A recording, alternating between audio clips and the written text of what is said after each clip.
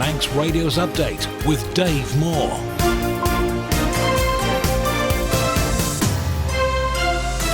The time is 5 o'clock. You're listening to Manx Radio. I am Dave Moore, and this is Update. Welcome to the programme. Half an hour of the latest news in the Isle of Man, plus sport, business and travel updates along with the newsmakers in person. Coming up, there's concern in Northern Ireland. Their fishing boats will be unable to operate in Manx waters due to new visa restrictions. As oil prices rise due to the ongoing conflict in the Middle East, we have reaction from Manx motorists about the situation. And we hear from the MHK, who raised the possibility of 20-mile-an-hour zones across the island. That's all coming up in the next 30 minutes. But first of all, the Update News headlines with Amy Griffiths. Faster Mai. The Department of Infrastructure insists roadworks are coordinated after significant traffic delays around Douglas this morning. The road is currently closed between Whitehoe and the Nunnery until the 25th of March, while Manx Utilities carries out essential work. Steve called the man in line to share his experience of the drive into Douglas from the south. It was horrendous. We weren't moving, and the queuing from B&Q lower roundabout, and we were queuing right back beyond the ferry bridge. That is an absolute joke. Manx drivers seem to be accepting that higher prices at the pumps are inevitable amid the ongoing conflict in the Middle East. It's already having a marked impact on fuel costs. These motorists in Douglas have been sharing their thoughts with us. You've got to pay for it, haven't you? So it is what it is. The problem is, without the bus, it would really affect the car. The new Manx Youth Bard is hoping to use her year in the role to promote the Manx language and culture. Matilda Watson, a student at QE2 High School, is the first candidate to ever submit all their entries in Manx. For me, poetry is a Manx thing. It's always been in Manx. I've learned it through Manx. Manx poems have always hit differently, and I think Manx poems are really important. Turning to international news now, and the UK Chancellor's warning the conflict with Iran is likely to put upward pressure on inflation. The economic fallout from the US-Israeli strikes and counterattacks are being laid bare. Oil prices have seen their biggest daily spike in 6 years, sending stocks tumbling. Scotland's busiest railway station, Glasgow Central, is likely to stay shut for the next couple of days at least. It's down to a fire which tore through a neighbouring building, causing major travel disruption. And the lineup for the second series of I'm a Celebrity South Africa has been finalised. Harry Redknapp, Sir Mo Farah, Craig Charles and Georgia Moffat are among the names returning to the jungle next month. Those are your headlines. I'll be back with the news in full at 6. Guramayu Amy. On to the weather. Bright in a few places at first, but generally cloudy this evening with some hill fog and patchy drizzle at times. Outbreaks of rain developing overnight as the south to southwest wind increases fresh to strong later. Minimum temperature around 6 Celsius. More outbreaks of rain and drizzle tomorrow morning, becoming mostly dry for a while in the afternoon, but then a belt of more persistent and occasionally heavier rain arrives during the evening. Top temperature around 10 Celsius, but quite windy with a strong southwesterly, which will veer to the west or southwest and ease slightly as the rain clears overnight. Wednesday, mostly dry, bright day with sunny spells, breezy though with a fresh to strong west or southwest wind. Maximum temperatures then around 11 Celsius, and the rain will arrive on Wednesday night and become heavy at times on Thursday with strong to gale-force southwest winds. Manx Glass and Glazing are now stocking Omnia flush sash frames. See the range at the showroom on the Snugborough Trading Estate. You're listening to the Isle of Man's quintessential daily news and current affairs roundup. Update on Manx Radio. The decision by the Isle of Man government to ban fishing boats from other jurisdictions who have personnel working on board that don't possess Manx working visas is causing concern, especially in Northern Ireland. This will prevent most vessels from operating within the island's 12-mile zone. Now, to discuss this matter, I'm joined now by the Chief Executive of the Northern Ireland Fish Producers Organisation, Dr. Lynn Gilmore. So, first of all, Lynn, what's your concern regarding this matter? Okay, Dave. So this is something that's cropped up quite recently, just a few weeks ago, and it's really about access of Northern Irish vessels to Manx waters. And I'd really like to start by saying that our fishermen have really been at pains to highlight to me how good relationships are with Manx fishermen. So that's the first thing I want to say. And that fishermen right around the Irish Sea Basin and further afield are colleagues and friends who've worked together over generations. The issue is that we discovered a number of weeks ago, just on the 10th of February, that our vessels did not have access to Manx water if those vessels had foreign crew involved. And this really impacts the majority of our nephrops or longestine fleets and our scallop fleet, as up to 70% of our crew in Northern Ireland are from overseas on two different visa mechanisms that are commonly used. The first one being a transit visa, and secondly, crew on UK skilled worker visas. Okay, so have you spoken with anyone from the Isle of Man government regarding this? Not directly, Dave. We have reached out to the Isle of Man government, and we've requested a meeting. And I understand our department in Northern Ireland have made contact with the Isle of Man and are seeking a meeting. But we have certainly reached out and are keen to discuss this with Isle of Man government, but have not yet heard back on whether that might be possible. This is all about working visas, isn't it? So is there a possibility that the staff on your vessels could get an Isle of Man working visa? Is that a possibility, or is that just right out of the question? Well, the problem is, Dave, that the Isle of Man system replicates the UK system, and the people that we have working on UK skilled worker visas have already gone through a fairly arduous process and which generates a lot of cost for those vessel owners. So to go through the Isle of Man process would require them to really start all over again and generate again lots of costs that they can ill afford at the moment. And on top of that, another concern that's been raised with me is that these vessel owners have paid for licenses to actually fish in Manx waters.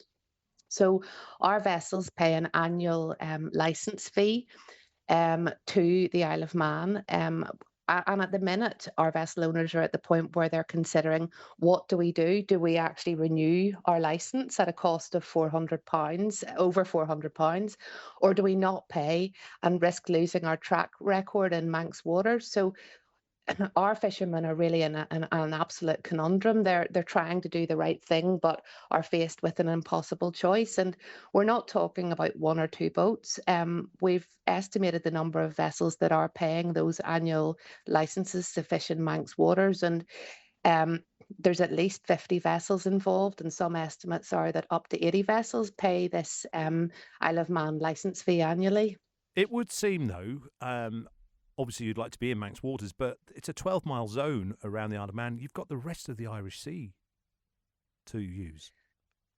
Yes, indeed, but the rest of the Irish Sea is not all fishable. So the species that our vessels are catching are nephrops or longestines and scallops, and those only live in particular areas in the Irish Sea. So it's not the entirety of the Irish Sea. And on top of that, we've lots of other spatial restrictions to deal with, as your Manx boats also will have. So there's marine protected areas in the Irish Seas, and there's extensive wind farm areas, particularly in the Eastern Irish Sea, and where our vessels would have roamed.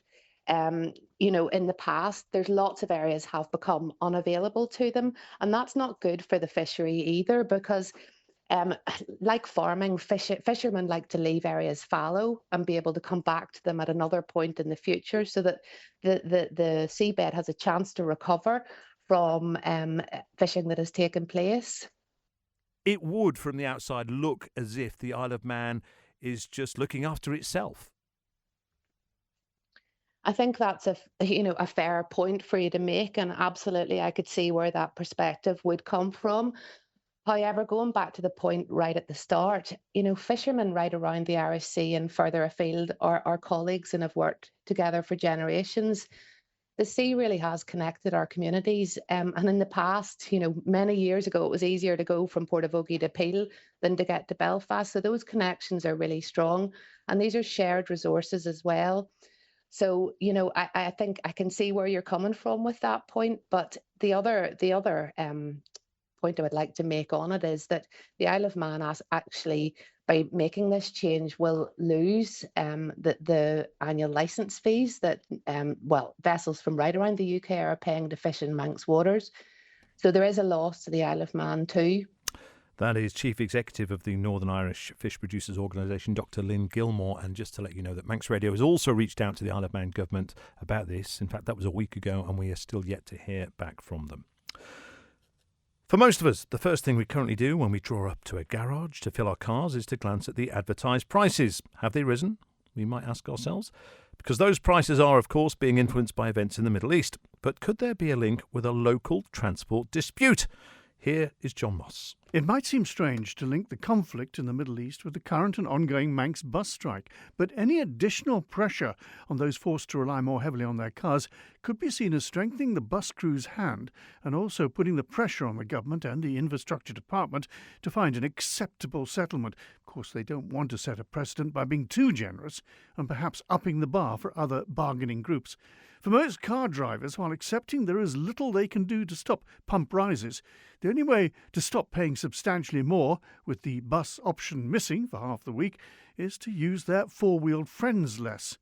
Most people are now aware that we face rises at the pumps. So, their thoughts? You've got to pay for it, haven't you? So it is what it is. You'll just pay what's required of you. If I want to drive somewhere, then I'm going to have to, aren't I? The problem is, without the bus, it would really affect the car. Do you use buses yourself? Yeah, I do. But you're filling up today? Yeah. And you'll be using it, I trust, carefully? Look, it's already on a zero. Oh, right. So Don't run out. Yeah, please. I'll give you a push if you don't get there. Thank you so much. You're listening to the Isle of Man's quintessential daily news and current affairs roundup. Update on Manx Radio.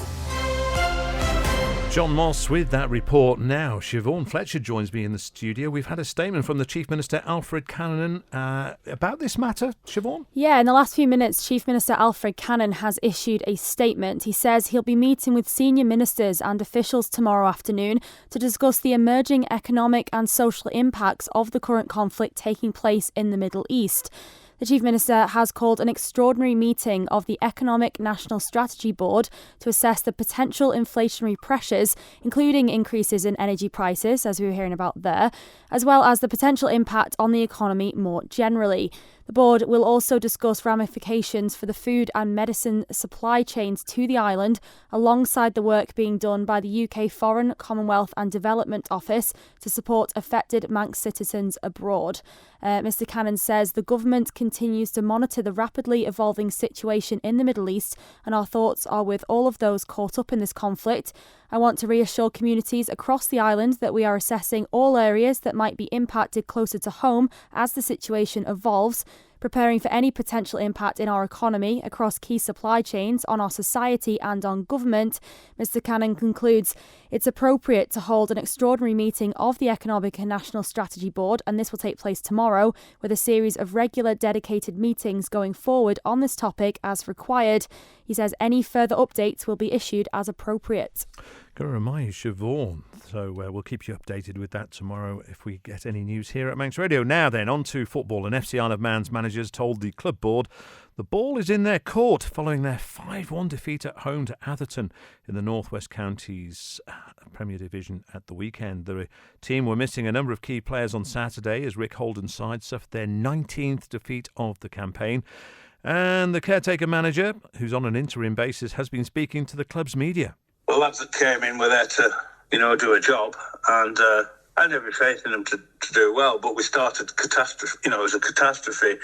It was a miss-hit cross, and it throws our game plan out of the window slightly, where we're saying, look, we're going to do this, that and the other, and suddenly we're on the back foot. And we've done it before this, where we've gone under a couple of more goals, and we're 3-0 down after 15 minutes, which is, it's virtually impossible against a side that is, the form team. We fought back well for the rest of the half, scored a good goal, a deserved goal, and then did the usual start of the second half, concede one, which is, it's a problem all the way through. And then we had a period where we had about 4 chances where, they were very good chances if you score them, and they wobbled. So, again, it was a bit like the away game that the scorers flattered them. But, to be honest, they're half-decent side, I've no qualms about them, the goals they scored, apart from the fluke, and they're probably, if they get in the playoffs, they could well go up. Holden explained how the club can move forward following the defeat at the weekend. it's a no man's land sort of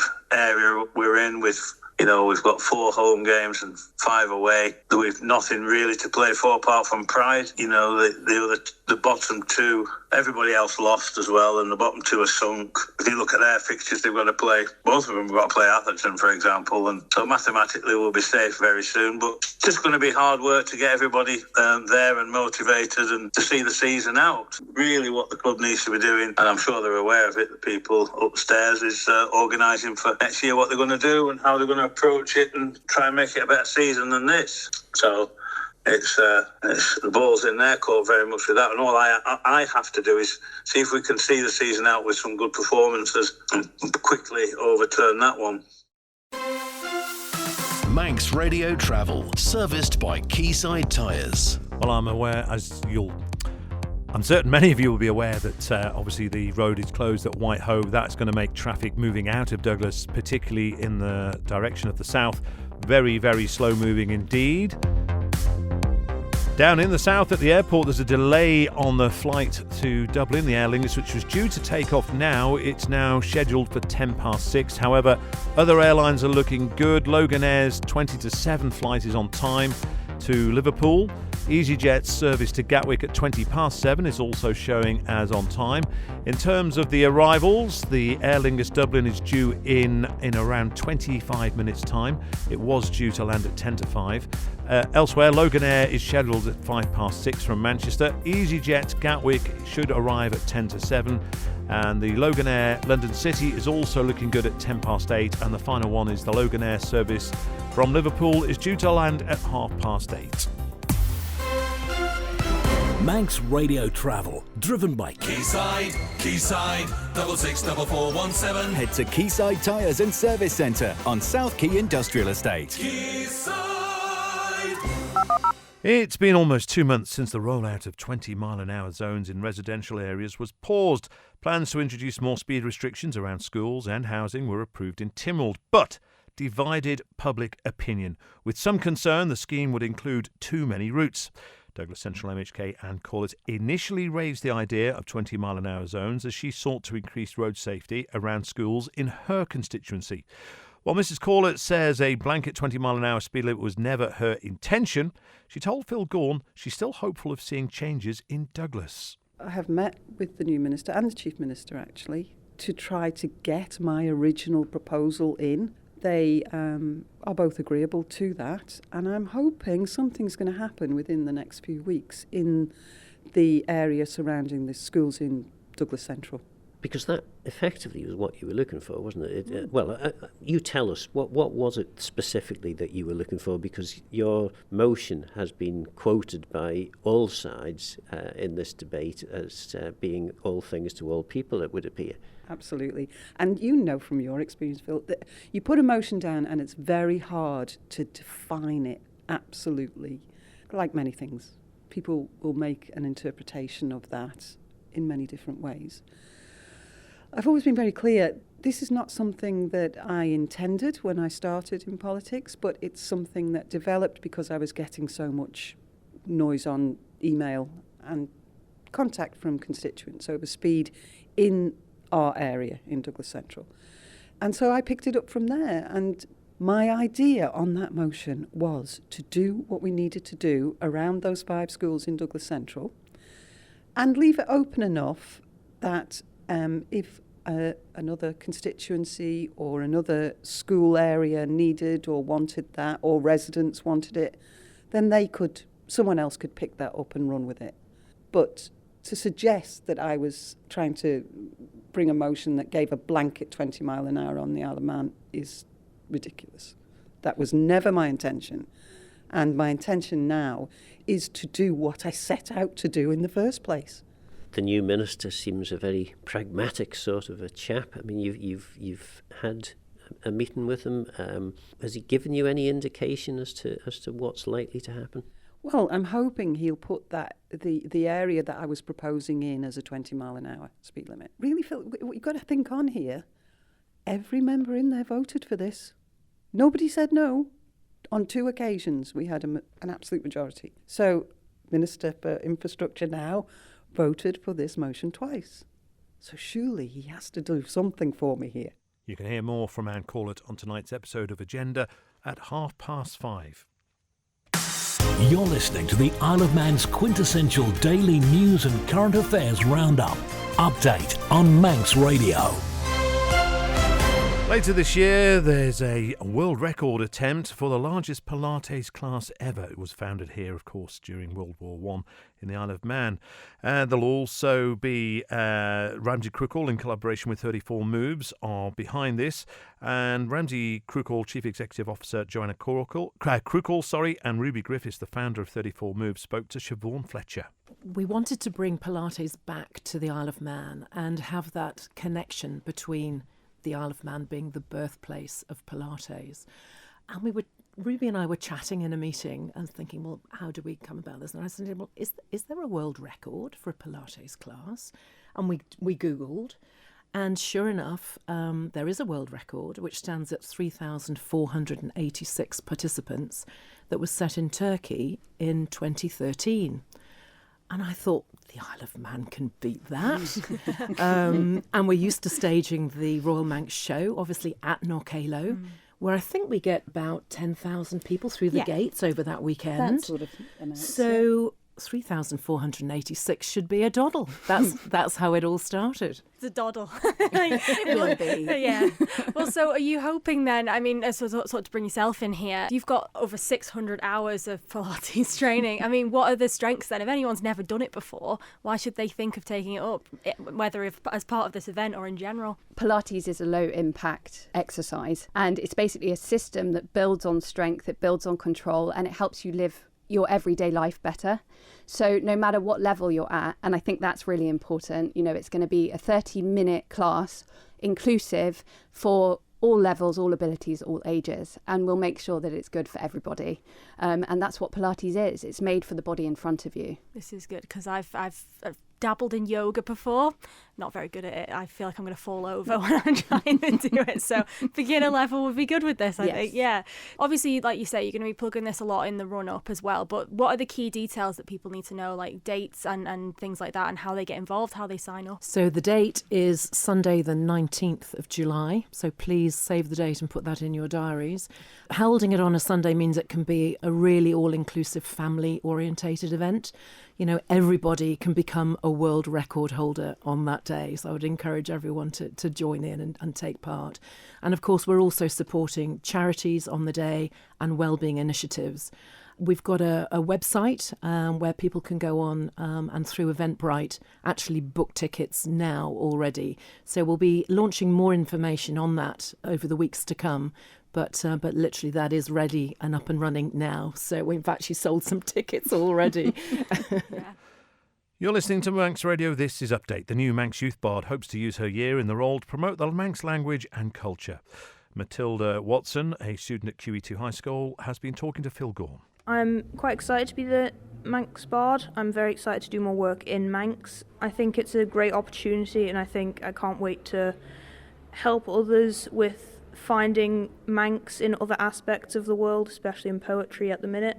With it being Year of the Manx, I think it's quite important to encourage that in all areas, so quite excited.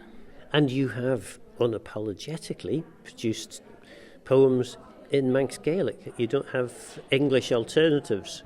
No, for me, poetry is a Manx thing. It's always been in Manx. I've learned it through Manx. I've always appreciated the Manx poems just a little bit more. Not to say English poems are bad or anything, just Manx poems have always hit differently, and I think Manx poems are really important. And that's quite a statement, really, because writing poetry isn't easy in any language, and the fact that you prefer to write in Manx Gaelic tells us a lot about what Manx means to you. Writing poems isn't easy, but it's not supposed to be easy. It's not supposed to be but it's also not supposed to be a task. It's just when you feel it, you just kind of go for it. I never really wrote poems down. They were always just kind of circling around in my head, and if I thought one was nice, I just figured, I'll write it down. I'll give being the Manx Youth Bard a go. It'll be fun. Get some people inspired, Time now for sport, brought to you by the Print Shed, and at the sports desk tonight is Darren Timpson. Faster Mai. Faster Mai, and it was a weekend of cup knockouts, and starting in hockey where the finals have been confirmed for the men's and ladies' cup, plates and bowl competitions. Valcarze will face Corsitane in the ladies' cup final after beating Harlequins 3-1 on flicks. The men's cup final sees Backers A to contend with Vikings A. Backers B will meet Valcarze B in the ladies' plate final after a 9-1 thumping over Vikings B. The men's plate final sees Backers B against Harlequins B. Vikings C will face Ramsey B in the ladies' bowl final, and in the men's bowl, Vikings C meets Backers C. On to football, and the semi-finals of the FA Cup has been confirmed after Peel, Corinthians and St Mary's progressed on Saturday. They beat Rycob, Union Mills and Braddon respectively. Onken then belatedly reserved their spot in the quarter-finals with a 3-2 win over Douglas Old Boys. They'll play Rushden United for a place in the final four, with the winner setting up a tie against St Mary's. That means the Canada Life Premier League's top two, Corinthians and Peel, will meet in the other semi-final. Elsewhere, Douglas Royal beat Paul Rose in the GH Corlett's Wood Cup quarter-final. They'll face Ramsey for a spot in the final, while Malou play Brown. Meanwhile, Laxey, Rushden United and Ramsey won in the Premier League, while Malou, Brown and Governors took maximum points in the Arden and Drogheda Division 2. And in rugby, Douglas led a 6-point lead in the final 10-minute slip against Furwood Waterloo in the Regional 2 Northwest. The playoffs hopefuls were beaten 26-25 on Saturday. Meanwhile, Vagabonds ladies beat Bury by 54 points of the women's NC2 North-South. They won 62-8. Southern Nomads beat Western Vikings 41-19 in the Hartford Homes Manx Shield, and Ramsey were beaten by over 60 points in the County 3 ADM Lancashire Cheshire.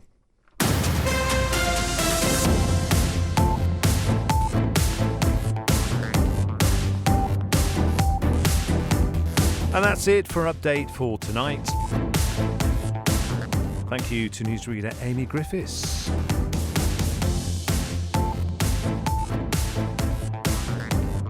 A reminder that Agenda is on the way after this programme at 5:30 with Phil Gorn. He'll be speaking with Douglas Central MHK and Corlett. And if you think there's a story out there Manx Radio should be covering, get in touch. Newsroom at manxradio.com or even update at manxradio.com. Both will work. And don't forget, Update, along with many other quality programmes on Manx Radio, are available to download as a podcast. Just go to manxradio.com. That's it from myself for tonight. All being well, I'll be back with Update tomorrow at 5. Until then, it's bye-bye for now.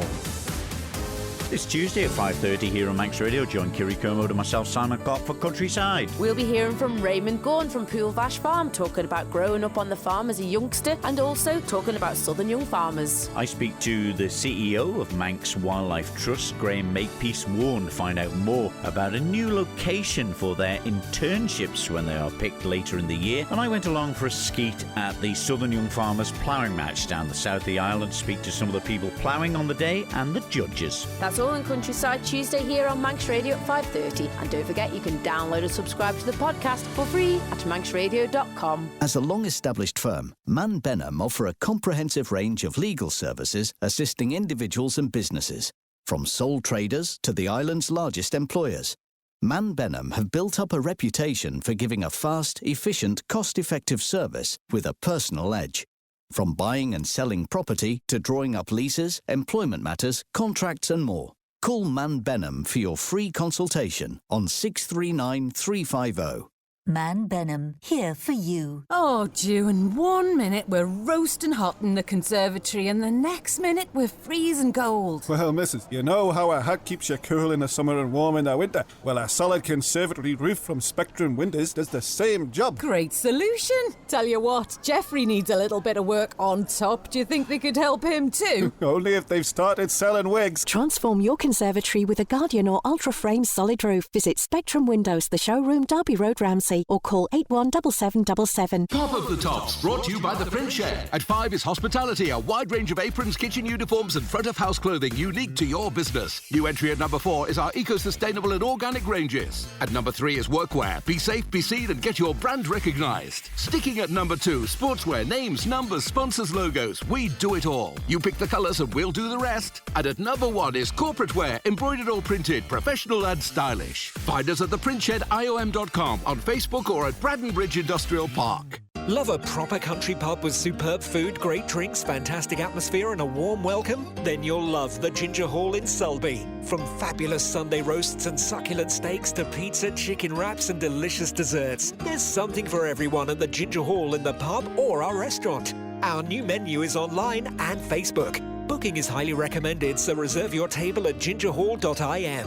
And why not stay over in one of our 8 ensuite hotel rooms? The Ginger Hall.